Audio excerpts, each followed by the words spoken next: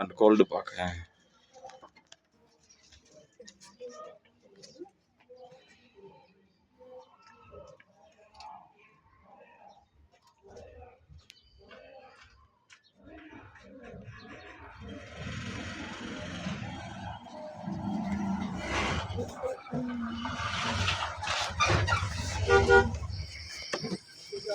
Hai.